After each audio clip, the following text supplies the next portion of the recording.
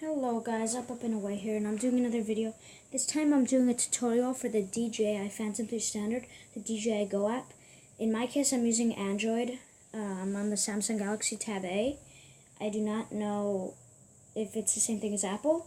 I haven't tried it on Apple, so if you're using Apple and it looks about the same, or you've seen videos about Apple and they look different, then I can't help you, but I do my best to try to help the majority of people because, yeah. Anyway, so right now, when you get into the app, you'll see the mini map, which I disabled right now, as well as also seeing what the camera sees. Right now, I won't see anything because there's something in front of the camera, obviously. So, in the top left corner, see a little home. That brings you back to the main screen, but I'm going to be showing you what you'll be seeing in while you're flying, most likely.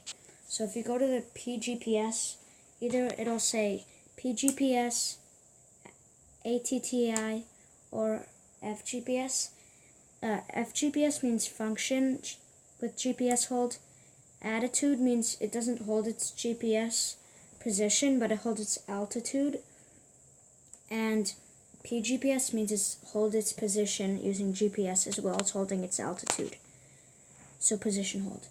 When you go and click the PGPS, in my case, this is what it says: MC settings, home point settings. Then return to home altitude. I set it to 30 meters because what will happen is the drone will, when it receives the signal to return home, it will go however high you want it. In my case, 30 meters. It will fly back to its home point and land. That way, if there's like trees or buildings, it'll fly over them if you set the height right. In my case, there aren't trees much higher than 30 meters, so I'm fine with that. Then enable multiple flight modes means you can have positioning mode, attitude mode, and function mode instead of just having one of those. Beginner mode is below that. I don't think it's really needed, but if you want to try beginner mode, it won't be able to fly very far away from you, and it'll fly very slowly. Well, not slowly, but you know what I mean. Maximum altitude is, in my case, 120 meters because that's a regulation. I don't want to fly above there because that's illegal and I don't want to get in trouble. You can set a distance limit if you want to for the maximum flight distance away from me or you. I don't set that, but some people do. Advanced settings, expo, stick filtering, and gain. It would take too long to make a video of those because they're quite complicated, but you can look up quite intricate videos about them. Then you can see the sensor state, which shows the state of the gyroscope, the acceleration, or maybe the accelerometer, I'm not sure, the compass, as well as the IMU. The RC signal lost, you can see if you either want it to hover in place and maybe it might lose its connection and then you'd come back, so or you could restart your controller or something. Throttle down, meaning it will land. That's an okay setting unless you're flying where there are a lot of trees or above water. And return to home, which is what I keep it at. So in case it ever does lose its signal, it'll come back to me. Smart return to home, and you can turn on the arms LEDs light, which means usually when you turn on your Phantom, the front lights are going to be red. You can see that. You can turn that off if you want to, and just the back lights will be flashing.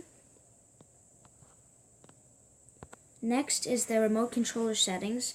Stick mode, there are, I believe, 4 modes. Stick mode 1, okay. Stick mode 2 is mainly used in America. I use that just because I think it's the simplest, easiest for me. You might want to use different stick modes. Lots of different modes for that. 4 actually. The Wi-Fi SSD, you can change that. You can change it from the Phantom 3 to, in my case, 2300